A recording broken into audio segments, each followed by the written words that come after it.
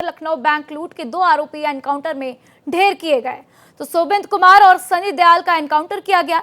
एक किसान पथ पर, दूसरा गाजीपुर में मारा गया। तो लूट के 24 घंटे के अंदर पुलिस ने बड़ी कार्रवाई की है। बैंक लूट मामले में 3 आरोपी गिरफ्तार भी किए गए हैं और 2 आरोपी फिलहाल अभी भी फरार है। तो 2 बदमाशों का एनकाउंटर किया गया। आपको बता दें कि लूट के 24 घंटे के अंदर पुलिस ने बड़ी कार्रवाई को अंजाम दिया है। तो बैंक लूट मामले में 3 आरोपियों को गिरफ्तार किया गया और 2 अभी भी फरार हैं। लखनऊ बैंक लूट के आरोपी 2 एनकाउंटर में ढेर किए गए हैं।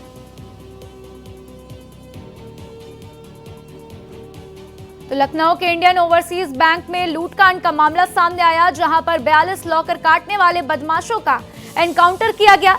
तो पहला बदमाश सोबिंद कुमार लखनऊ के चिन्हट में ढेर किया गया और दूसरा बदमाश सनी दयाल यूपी के गाजीपुर में ढेर किया गया है। तो 24 घंटे के भीतर 3 एनकाउंटर किए गए और 2 बदमाशों को पुलिस ने ढेर किया है। तो 2 एनकाउंटर लखनऊ में सोमवार को हुए, तो तीसरा एनकाउंटर गाजीपुर में मंगलवार को सुबह किया गया और मामले में 3 आरोपी गिरफ्तार किए गए और 2 फरार हैं, जिनकी तलाश अभी भी पुलिस कर रही है।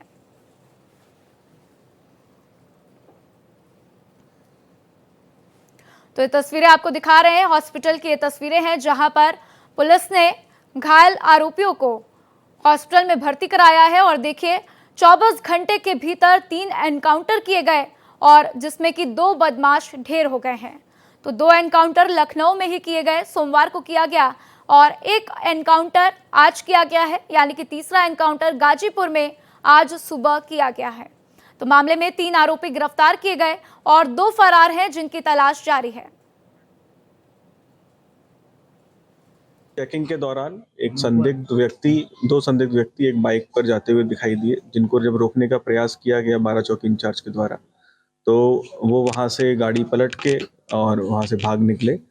और उनको जब तत्काल सूचना दी गई चौकी इंचार्ज के द्वारा, तो वहां पर थाने की टीम और सभी लोगों ने उसको ट्रेस करना शुरू किया।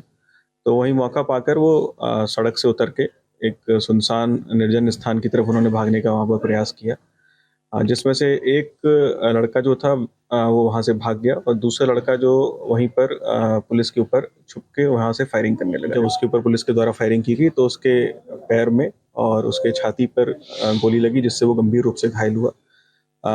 उस दौरान जब उससे पूछताछ की गई तो उसने बताया कि इसका नाम सनी दयाल है और ये मुंगेर का रहने वाला है। और ये लखनऊ में इंडियन ओवरसीज बैंक में एक नकबजनी की बड़ी घटना हुई थी, जिसमें काफ़ी भारी संख्या में बैंकों के लॉकर काटे गए थे और उनमें से पैसा और ज्वेलरी निकाला गया था। और इसके पास से कुछ ज्वेलरी और कैश भी इससे बरामद किया गया है, जो कि उसी घटना से संबंधित है। और इसका एक अन्य साथी जो था इसके साथ बैठा हुआ था विपिन, वो वहाँ से भाग निकला है, जिसको अभी तलाश किया जा रहा है। तो वहीं लखनऊ में हुए एनकाउंटर को लेकर मंत्री ओपी राजभर ने क्या कुछ कहा है, सुनिए। अब अपराधी लूट के भाग रहा है, रोका जाएगा, नहीं रुकेगा तब तो फिर गोलियां चलेगी ना।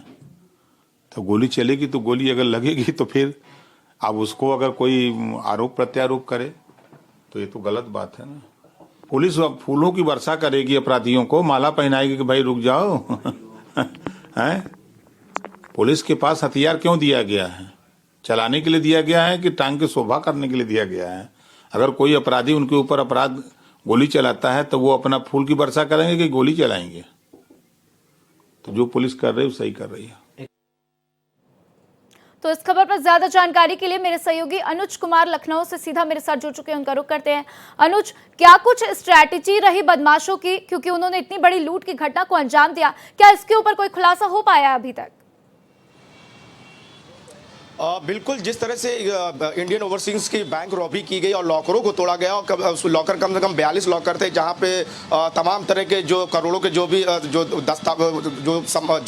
करोड़ों के सामान थे, ज्वेलरी थी, और उनके हाथ को मतलब हाथ साफ किया गया, सेंधमारी की गई। तो घटना बताया जा रहा कि जो पुलिस की तरफ से डिटेल शेयर किए गए कि 17 दिसंबर से ये गैंग सक्रिय था और ये गैंग बिहार का रहने वाला है। 3 दिन तक इंडियन ओवरसीज बैंक की इसने रेकी करी, उसके रेकी करने के बाद इस वारदात को अंजाम दिया और इसमें कुल कुल मिला के एक विपिन लड़का विपिन वर्मा जो कि जेल के अंदर जो ये बिहार का जो गैंग है उससे मुलाकात हुई और उसने ही विपिन ने पूरी मुखबरी और कार्य योजना बनाई कि कैसे लखनऊ के जो चिन्हट थाना क्षेत्र है वहां पर इस बैंक को टारगेट करना। उसको पता था कि बैंक कौन से इलाके में पड़ता है और किस दीवार से प्लाट से उसको अंदर भेद कर अंदर जाया जा सकता है। उसको पूरी बैंक के बारे में हुलिया तक को पता था। इसलिए विपिन जो मेन मुखबिर है जो अभी भी फरार है, विपिन और मिथुन दो फरार हैं और इन्हीं दोनों की अब तफ्तीश और तलाश की जा रही है। पर विपिन ने ही पूरे गैंग से ओवरटेक किया था, गैंग से पूरी बातचीत की गई और उस घटना को अंजाम देने में 7 लोग शामिल थे। अब तक टोटल की बात की जाए तो 3 लोग गिरफ्तार हैं और 2 लोग मुठभेड़ में मार गिराए गए हैं। दोनों के नाम सनी दयाल है, दूसरे का नाम शोभित वर्मा है। तो ये एक बड़ी सफलता सुबह सुबह होते होते यूपी पुलिस को हाथ लगी है और उसको लेकर डीजीपी ने भी कहा है कि ये योगी सरकार है और जीरो टॉलरेंस नीति है, क्राइम बिल्कुल भी बर्दाश्त नहीं किया जाएगा। जो भी क्राइम में संलिप्तता पाई जाएगी तो उसके खिलाफ कानूनी कार्रवाई भी की जाएगी। बिल्कुल कानूनी कार्रवाई तो होगी और कानूनी कार्रवाई हो भी रही है अनुज, लेकिन जो 2 आरोपी फरार हैं क्या उनके बारे में कुछ पता लग पाया कि कहाँ के रहने वाले हैं, कौन है, कहाँ के उनके जो है किनसे तार जुड़े हुए हैं, क्या पिछली उनकी कोई पास्ट हिस्ट्री सामने आई है खुलकर? ये जो भी गैंग है ये बिहार का गैंग है। ये बिहार का ये जो गैंग है इस पे कई सारे आपराधिक मुकदमे और खासतौर पे जो आपराधिक अगर मुकदमों की बात की जाए तो ये चोरी, डकैती और लूट जैसी घटनाओं में इनके नाम शामिल है और कई सालों से जेल के अंदर ये बंद थे और जेल के आने के बाद इस घटना को अंजाम दिया। और जो दोनों फरार हैं यानी एक विपिन वर्मा है, दूसरा मिथुन है, ये भी बिहार के ही रहने वाले हैं। उनकी तस्वीरें भी है और तफ्तीश भी की जा रही, जल्दी उसकी भी अरेस्टिंग हो जाएगी। पर जिस तरह से लखनऊ पुलिस बहादुरी के साथ 24 घंटे के अंदर बड़े खुलासा किया, क्योंकि देखिए जो लूट के जो सामान थे वो बरामद किए, क्योंकि करोड़ों का सामान पे हाथ फेरा था यानी सेंधमारी की गई थी। कई अहम दस्तावेज थे जो गोल्डन थे, जो सिल्वर ज्वेलरी थी, साथ में नगद कुछ रकम थी जिसको पुलिस ने भी बरामद किया, जिसमें बताया जा रहा है कि अमूमन जो कल का खुलासा था जो 24 घंटे के अंदर किया गया तो 3 लाख के आसपास के रकम बरामद की गई। तो 1 किलो के आसपास वो गोल्डन ज्वेलरी बरामद किया गया, सिल्वर ज्वेलरी की गई है। पर अब तक कुल जो बरामदगी हुई यानी जो मुठभेड़ भी हुए, जो सामान बरामद हुआ, जो कार जो बताई जा रही है, 2 बाइक बताई जा रही है, तो उसके साथ अब बताया टोटल जो रकम है 7 लाख रुपए बरामद कर लिए गए। अमूमन 5 किलोग्राम के आसपास के सोने और अन्य जो हीरे जवाहरात है यानी जो गोल्डन एंड सिल्वर ज्वेलरी से वो बरामद की गई। यानी पुलिस को एक बड़ी सफलता मिली, क्योंकि जिस तरह से ये बड़ी सफलता तो है ही, जिस तरीके से आप आंकड़े बता रहे हैं वो ठीक है, लेकिन क्या पूर्ण रूप से चोरी के जो भी सामान थे वो बरामद किए गए हैं या फिर जो 2 आरोपी फरार हैं उनके साथ अभी भी कुछ सामान मौजूद है उनके पास?